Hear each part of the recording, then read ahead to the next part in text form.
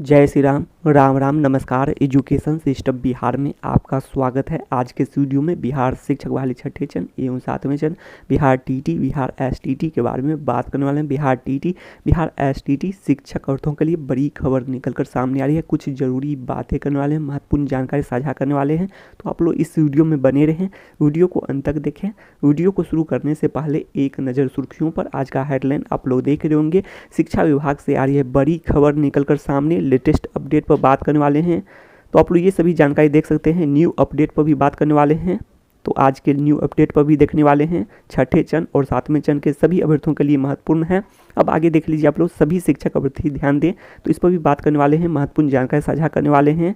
Bihar TT, CTT, STT सभी qualified अभ्यर्थियों के लिए जरूरी है। अब आगे देख लेते हैं, तो आप लोग ये देख रहे होंगे, तो बात कर रहे हैं, आप लोग ये देख सकते हैं, शिक्षा विभाग के प्राथमिक शिक्षा निदेशक की ओर से आ रही है बड़ी खबर निकलकर सामने। तो सबसे पहले ये देख लेते हैं, उसके बाद आगे भी बात करेंगे। पोस्ट स्क्रिप्ट के रूप में मैं फिर से पुष्टि करना चाहता हूं कि कल की काउंसलिंग के बाद हमारी मुख्य प्राथमिकता समय पर नियुक्ति पत्र जारी करने के साथ साथ सातवें चरण की दिशा में काम करने की विभाग की प्रतिबद्धता की समीक्षा और काम करना होगा। इसके बारे में कोई भ्रम नहीं होना चाहिए। तो इसका मतलब ये हुआ कि सातवें चरण के बारे में ही बात किया जाएगा। इसके बाद जो काउंसलिंग की प्रक्रिया है पूरी होने के बाद सातवें चरण के बारे में बात होगी। तो आप लोग ये जान सकते हैं, आप लोग नीचे देख रहे होंगे, शिक्षा मंत्री जी के बारे में भी बात करने वाले हैं। जो जानकारी दी है शिक्षा मंत्री जी द्वारा दी गई है, स्पष्ट की गई है, इस पर भी बात करने वाले हैं। तो इससे स्पष्ट होता है कि जो तीसरे राउंड की जो काउंसलिंग है, इसके बाद सातवें चरण की कवायद शुरू हो जाएगी। और बीते दिनों की खबरों पर भी बात करने वाले हैं, पिछले दिनों की खबरों पर भी, और एक बार सभी बातें स्पष्ट कर लेंगे। तो सबसे पहले आप लोग ये भी देख सकते हैं, जो कि पहले की खबर है, प्राथमिक शिक्षा निदेशक की ओर से आई थी, तो आप लोग वो भी देख सकते हैं।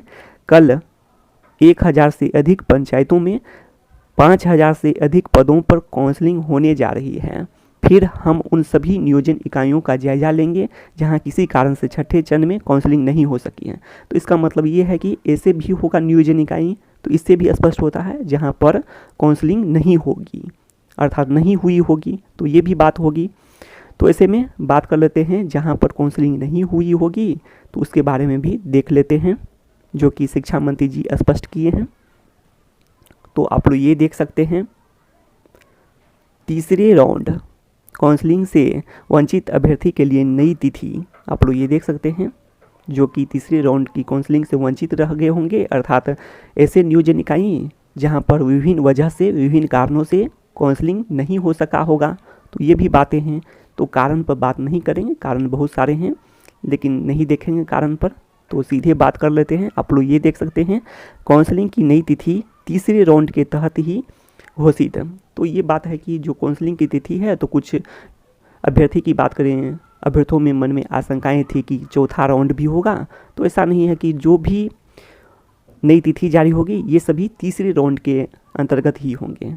तो इसे आप लोग समझ सकते हैं, शिक्षा मंत्री जी द्वारा ये जानकारी दी गई, स्पष्ट किया गया है। शिक्षा मंत्री जी का एक तरह से कहा जाए तो बयान निकलकर सामने आया है। तो एक तरह से आप लोग ये भी जानते हैं, पिछले दिनों की बात करें तो शिक्षा मंत्री जी स्पष्ट कर चुके हैं कि, और निर्देश भी दिए हैं, और साथ साथ कई बैठक भी आयोजित हुआ था शिक्षा विभाग की ओर से, और उसमें निर्देश दिए हैं कि हर हाल में निर्धारित तिथि पर ही नियुक्ति पत्र बांटे जाएं। अर्थात जो नियुक्ति पत्र वितरण की तिथि है, जो कि क्लास 1 से 8 की बात कर लेते हैं, 25 फरवरी एक साथ नियुक्ति पत्र का वितरण होगा प्रखंड और जिला मुख्यालय से।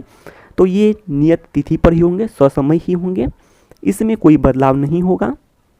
और जो आप लोग समझ सकते हैं, जो 28 जनवरी की बात कर लेते हैं, और इसके अलावा आप लोग ये भी समझ सकते हैं 28 जनवरी और इसमें 25 फरवरी में, तो इसमें आप लोग समझ सकते हैं इतने दिन हैं, तो इस बीच में हो जाएगा काउंसलिंग की प्रक्रिया। जो जिस नियोजन इकाई का नहीं हुआ होगा तो उसका भी हो जाएगा। तो ऐसे में आप लोग मान के चलें कि जो 25 फरवरी है नियुक्ति पत्र वितरण की तिथि, तो यही ससमय पर होगा, क्योंकि शिक्षा मंत्री जी का निर्देश आ चुका है कि हर हाल में, तो हर हाल में कह दिए हैं शिक्षा मंत्री जी कि नियत तिथि पर ही ससमय ही नियुक्ति पत्र बांटे जाएँ। तो अच्छी खबर है छठे चरण के अभ्यर्थियों के लिए। होली से पहले आप लोग को खुशखबरी मिलने वाली है इस साल छठे चरण के अभ्यर्थियों को। अब आगे बात कर लेते हैं सातवें चरण के अभ्यर्थियों के लिए भी अच्छी खबर कही जा सकती है। जैसे ही छठे चरण समाप्त होंगे 7वें चरण शुरू हो जाएगा। और इससे पहले चाहिए कि रिक्तियों का रिकैलकुलेट भी होना है, तो इसमें भी कुछ समय लगेंगे। तो वैसे बात करें कि पिछले दिनों की खबरें आप लोग देख सकते हैं। तो पिछले दिनों की खबरों के अनुसार यदि बात करें तो जैसे छठा चरण समाप्त होगा 7वां चरण शुरू हो जाएगा, मार्च के प्रथम सप्ताह की बातें आई। लेकिन आगे बात कर लेते हैं, हो सकता है कि कुछ तिथि में बात करें कि मार्च के जगह पर अप्रैल हो भी सकता है, नहीं भी हो सकता है, इसकी कोई भी जानकारी नहीं दी गई है। लेकिन मार्च की प्रथम सप्ताह के बारे में आप लोग भी सुने होंगे। तो ये बातें हैं। अब आगे देख लीजिए आप लोग।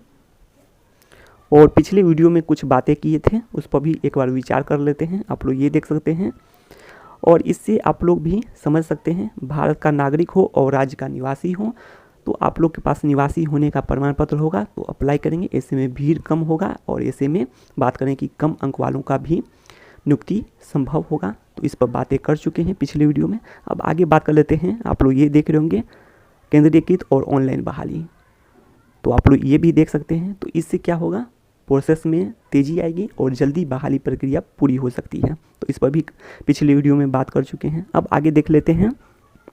आप लोग ये देख रहे होंगे, तो ये बातें कर चुके हैं सेंट्रलाइज्ड और ऑनलाइन बहाली पर।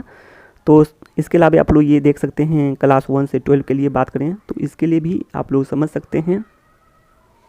तो क्लास 1 से 12 तो इसमें भी होगी। 7वें चरण में बात करें तो क्लास 1 to 8 की भी बहाली होगी और माध्यमिक एवं उच्च माध्यमिक शिक्षक की भी बहाली होगी। तो यही कहा जा रहा है इसमें।